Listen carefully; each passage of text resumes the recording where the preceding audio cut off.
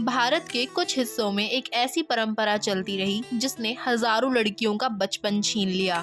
नाम था देवदासी प्रथा। इस प्रथा के बारे में हमने कभी न कभी जरूर सुना होगा, कभी किसी फिल्म में, कभी किसी के मुंह से।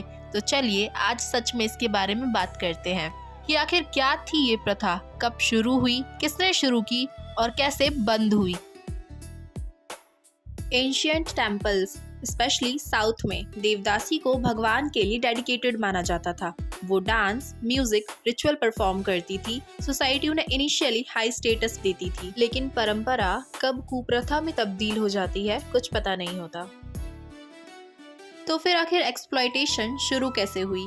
अकॉर्डिंग टू रिसर्च कि टेम्पल्स की फंडिंग कम हो गई थी, किंग का पेट्रनेज खत्म हो गया था और देवदासीज फाइनेंशियली वल्नरेबल हो गई थी। फिर बात आती है कि आखिर ये चीजें शुरू कैसे हुई, जिसमें आखिर में कुछ बेशर्म लोगों ने सिस्टम को ही सेक्सुअल एक्सप्लॉयटेशन में बदल दिया।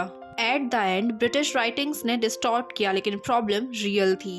अब बात ये आती है कि रिलीजियस डेडिकेशन था या फिर फोर्स्ड प्रोस्टिट्यूशन या फिर ट्रेजिक ट्रांसफॉर्मेशन। अब अगर सबसे ज्यादा अफेक्टेड रीजन्स की बात की जाए तो उसमें कर्नाटका, जिसमें स्पेशली नॉर्थ कर्नाटक, महाराष्ट्र, आंध्र प्रदेश और तमिलनाडु जैसे रीजन्स सबसे इम्पोर्टेंट हैं। ये वो रीजन्स हैं जो सबसे ज्यादा अफेक्टेड थे या फिर यूं कहें कि आज भी कहीं ना कहीं हैं, बस अब सामने नहीं।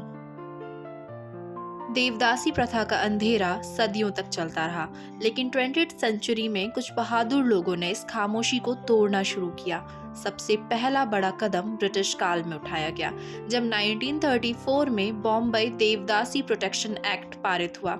इरादा साफ था कि मंदिरों में लड़कियों को जबरदस्ती देवदासी बनाने की प्रथा को रोकना। इसके बाद साउथ इंडिया में भी एक बहुत बड़ा सुधार आंदोलन खड़ा हुआ। 1940 के दशक में तमिलनाडु की एक डॉक्टर, एक समाज सुधारक, एक इतिहास बदलने वाली विमेन, डॉक्टर मुत्तुलक्ष्मी रेड्डी, उन्होंने पूरे समाज के सामने कहा, यह भक्ति नहीं शोषण है।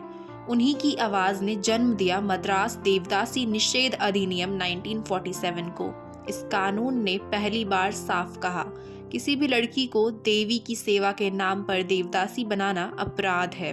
इसके बाद कर्नाटक ने सबसे सख्त कदम उठाए। 1982 कर्नाटक देवदासी प्रतिबंध अधिनियम, जिसमें न सिर्फ प्रथा पर रोक लगी बल्कि जो भी लोग लड़कियों को समर्पित करते थे उनके लिए जेल और जुर्माने का प्रावधान भी जोड़ा गया। बाद में केंद्र सरकार ने इसे अनैतिक मानव तस्करी विरोधी कानूनों के अंतर्गत शामिल किया, ताकि किसी भी प्रकार के शोषण पर सख्त कार्रवाई की जा सके।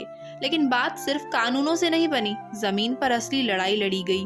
कर्नाटक और महाराष्ट्र की महिलाओं ने, समूहों ने, सामाजिक कार्यकर्ताओं और एनजीओज ने, ये लोग हर गांव, हर मंदिर क्षेत्र में जाकर लड़कियों की सुरक्षा, शिक्षा, रहने की जगह और कानूनी मदद देते रहे। यही वो आंदोलन था जिसमें समाज ने मिलकर एक पुरानी प्रथा को देखकर कहा, बस अब और नहीं।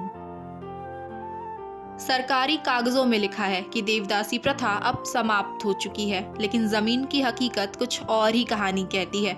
2025 में भी भारत के कुछ हिस्सों में, खास करके नॉर्थ कर्नाटक में और महाराष्ट्र के कुछ टेम्पल्स में आज भी अप्रत्यक्ष समर्पण होता है। हाँ, नाम भले ही अब देवदासी ना रखा गया हो, पर दबाव वही पुराना है। देवी के नाम पर चढ़ाना है, कुल का कल्याण होगा, घर का पाप धुल जाएगा, ऐसी बातों से गरीब परिवारों को भावनात्मक रूप से बहकाया जाता है। सबसे बड़ा कारण है गरीबी। जहाँ रोज का खाना मुश्किल हो, वहाँ अंधविश्वास अक्सर धर्म से भी बड़ा बन जाता है। कई एनजीओज जब सर्वे करते हैं तो सामने आता है कि हर साल सैकड़ों नए मामले दर्ज होते हैं, जहाँ लड़कियों को सेवा के नाम पर मंदिरों में छोड़ दिया जाता है और धीरे धीरे वही समर्पण शोषण में बदल जाता है। दर्दनाक बात यह है कि कानून कहता है प्रथा खत्म, लेकिन कई गांव आज भी कहते हैं परंपरा अभी जिंदा है। सरकारी योजनाएं, पुनर्वास कार्यक्रम, जागरूकता अभियान सब चल रहे हैं, पर गति धीमी है। और जब तक गरीबी, अंधविश्वास, सामाजिक दबाव एक साथ मौजूद रहेंगे, तब तक देवदासी प्रणाली का साया पूरी तरह खत्म नहीं होगा।